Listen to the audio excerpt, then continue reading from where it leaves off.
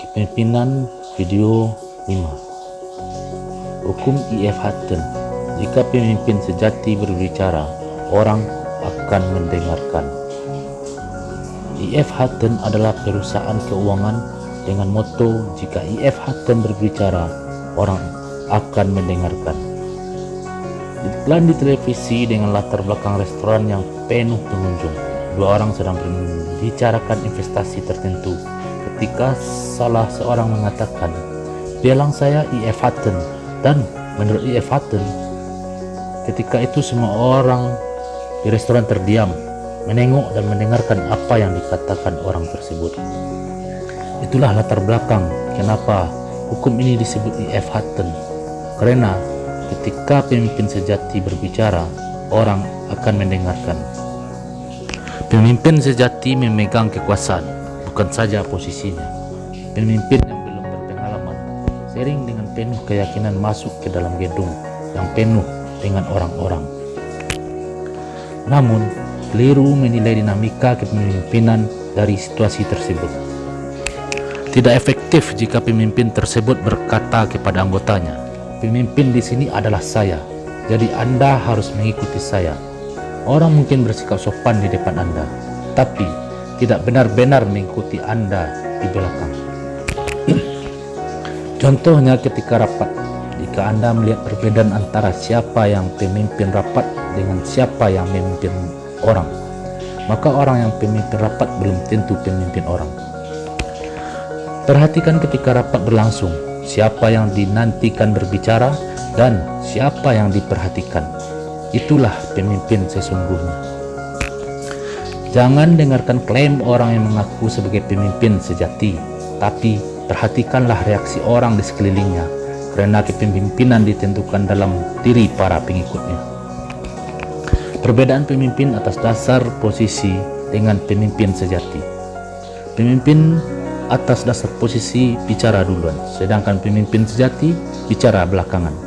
Pemimpin atas dasar posisi membutuhkan pengaruh pemimpin yang sesungguhnya untuk membuat segalanya menjadi kenyataan, sedangkan pemimpin sejati hanya membutuhkan pengaruh sendiri untuk membuat segalanya menjadi kenyataan. Pemimpin atas dasar posisi hanya mempengaruhi sesama pemimpin atas dasar posisi. Pemimpin sejati mempengaruhi semua orang yang ada dalam ruangan. 7 hal yang membuat seseorang jadi pemimpin sejati. 1. Karakter. Siapa mereka sesungguhnya.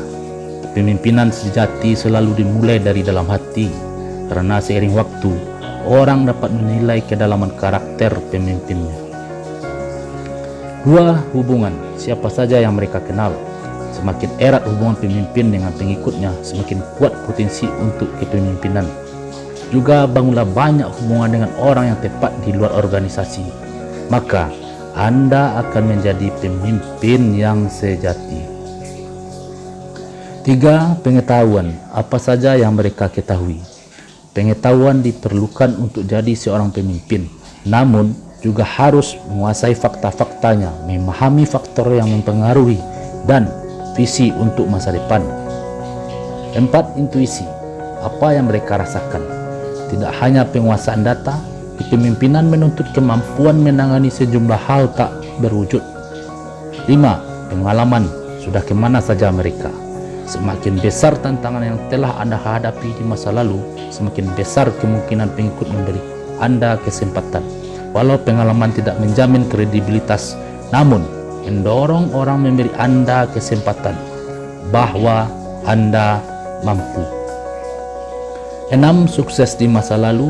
Prestasi apa saja yang telah mereka raih. Tak ada yang lebih ampuh terhadap pengikut ketimbang catatan prestasi. Karena itu, alasan kuat orang memberikan kepercayaan untuk Anda. 7. Kemampuan. Apa yang dapat mereka perbuat.